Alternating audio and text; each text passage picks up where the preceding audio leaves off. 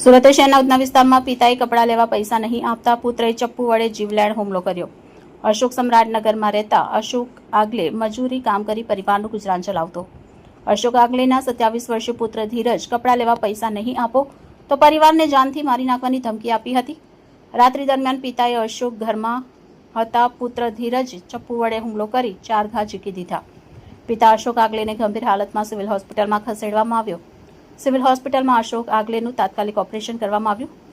પરિવારે પુત્ર ધીરજ પર કડક કાર્યવાહી કરવાની માંગ કરી। ઉધના પોલીસે આરોપી પુત્ર ધીરજની અટકાયત કરવામાં આવી। પોલીસે ગુનો નોંધી કાયદેસરની કાર્યવાહી હાથ ધરી। રિપોર્ટર ચેતન તરી, બુલેટ 26 ગુજરાત ન્યૂઝ, સુરત। મારું નામ યશુ નાગડી છે। મારા ભાઈનું નામ અશોક આગળી છે। એમનો પુત્ર ધીરજ।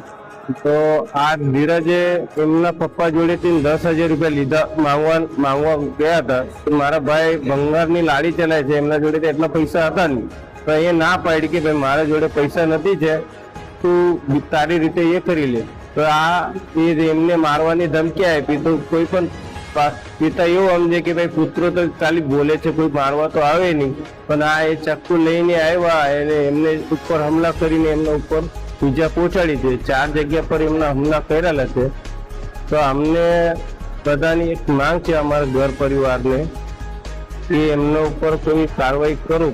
જે પૈસા એના માટે માંગ્યા હતા, એના કપડા જોઈએ, કઈ તહેવાર હતા તો તે એમના કપડા લેવાનું હતું, તો કઈ બદલ લેવાનું હતું તે તો ખબર નહીં।